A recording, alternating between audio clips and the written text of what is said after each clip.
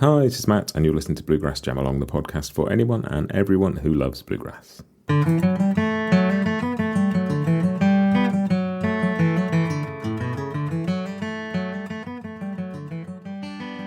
Welcome back, everybody. This is your Bluegrass Briefing for Monday, July the 3rd, 2023.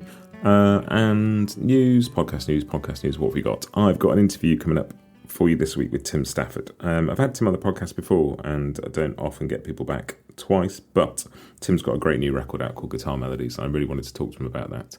So that's coming out this week. That's the interview this week. And then it's going to be a tune the week after that. I think it might be Big Sandy River. I think that's the plan. We haven't done that one yet. And I love that tune. So yes, Tim Stafford this week and then a tune next week. The new website is all up and running smoothly now, and I'll be adding some stuff to that. All the new episodes will go on there. That's the best place to go, bluegrassjamalong.com, to find stuff. It's all on there. And there's a place on there to sign up for the mailing list too, so do that, and I can send you updates whenever there's new stuff. But let's crack on and talk about what's been going on in the world of bluegrass.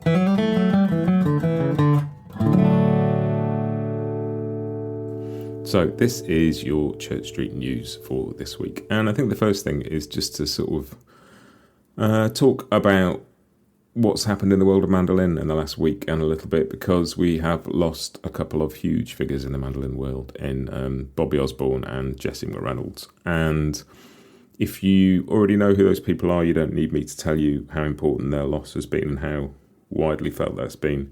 And if you don't know much about them, there are much more eloquent people than me to tell you about them. Go and read a little bit about Bobby Osborne and Jessie McReynolds and what they've done for the world of mandolin over decades. Two huge figures, and wanted to mark that and mention that. Two enormous figures in the world of mandolin gone within a few days of each other. And the other thing, in Church Street News this week, I got a message from my friend Matt. Hi, if you're listening, Matt, saying, I just heard somebody on the radio over here in the UK chatting about a record he's making with some bluegrass musicians, and I thought you might be interested, so I went and had a listen. And there's a guy called Samuel Smith, and he was diagnosed with Parkinson's in his 40s. He's a musician, songwriter, and if you know anything about Parkinson's, and I do, my brother-in-law has Parkinson's and is also a musician, so I have some sense of how both music can suffer after a diagnosis, but also how music can be part of the route through it. And Samuel decided to make a record, and he decided to ask some of his favourite musicians to play on it, because why not? And they started saying yes. And so Samuel has made a record, including Ron Block, Stuart Duncan, and Sierra Hull. And it's just it's a beautiful story and a beautiful thing. And I'm going to put a link in the show notes to something that's got some more information about this, and to Samuel's Instagram account, so you can go and follow him and sort of hear more about the story. But I also have put a track in the playlist. There's the link in the show notes.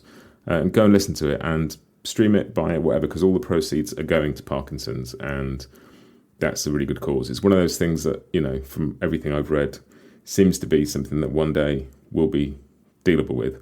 And we're not necessarily that far off, but that research and that funding and all that stuff is really important. So have a listen to that. That's an extraordinary story, and every sort of good wish to Samuel for the record, and just in general, really enjoyed listening to that. It's a great story, and good to see something incredibly positive come out of something so difficult. So yeah, that's great. And that brings us on to The Grass is New, which is the new releases. And one thing that's out now is the new Molly Tuttle single, San Joaquin, which is the new single off her brand new album, which is due out later this month. So we haven't got long to wait for that one now. I've also put that in the playlist, so go and have a listen to that. And the other news from Rounder Records, More Than a Whisper, celebrating the music of Nancy Griffith, which is coming out in September. But information started coming out about that now, and that looks great. I mean, I'm a Nancy Griffith fan. I'm sure a lot of you are too. And this includes contributions from Sean Colvin, Iris Dement, Steve Earle, Emmylou Harris, Sarah Jarosz, Lyle Lovett, Billy Strings, Molly Tuttle. So that's I'll sort of point you in the direction of that again when the record's actually out, but that's something to have on your radar. That could be really cool. It's something, when those kind of tribute / celebration records are done right, they can be some of the best things, some of the most enjoyable listens. So yeah, I'm excited about that. That's going to be cool.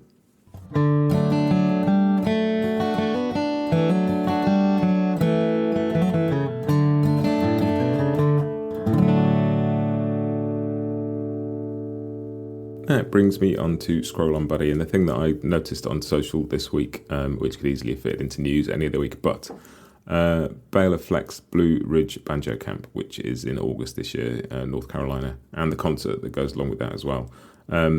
Yeah, I mean, if you're a banjo player and you can get there, that seems like the place to be. Just a very similar vein to the Bryan Sutton Guitar Camp.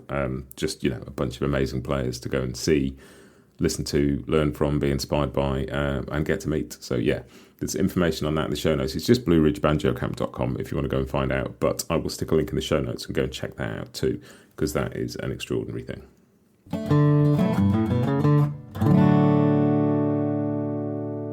That really just leaves me to wrap up with a little chat about what I've been listening to this week. And I've been listening a lot to the Caitlin Canty record because that is out now, and I've been really enjoying that. And I've been chatting to Caitlin about coming on the podcast to talk about that record, and I'm really looking forward to doing that because we're going to have a conversation about this record, Quiet Flame, which has been in my ears all week, and I've been just loving.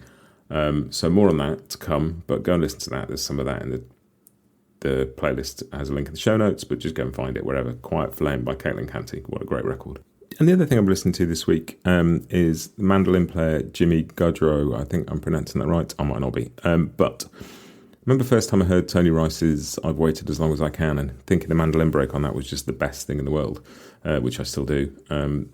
But looking up and seeing it was him who played it, and then digging out a few more bits of Tony Rice, some of the live recordings with the Tony Rice unit, and now just looking for other things he's played on, because the more I hear him, the more he's becoming one of my favourite mandolin players. And so I've just been searching out bits and pieces, and I'll put something in the playlist, a track or two.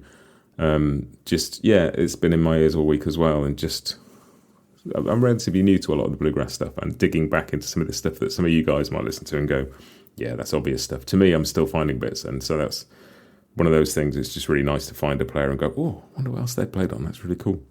But that's it for this week. Tim Stafford interview will be out on Wednesday. As always, bluegrassjamalong.com for the mailing list, for a list of all the episodes if there's anything you've missed, if you want to search through the interviews, look for a tune, all the usual stuff. But that's it. I will see you next time. Have a great week and happy picking.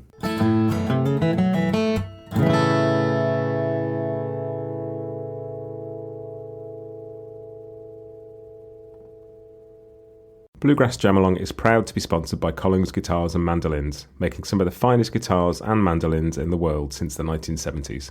Visit collingsguitars.com and find out why.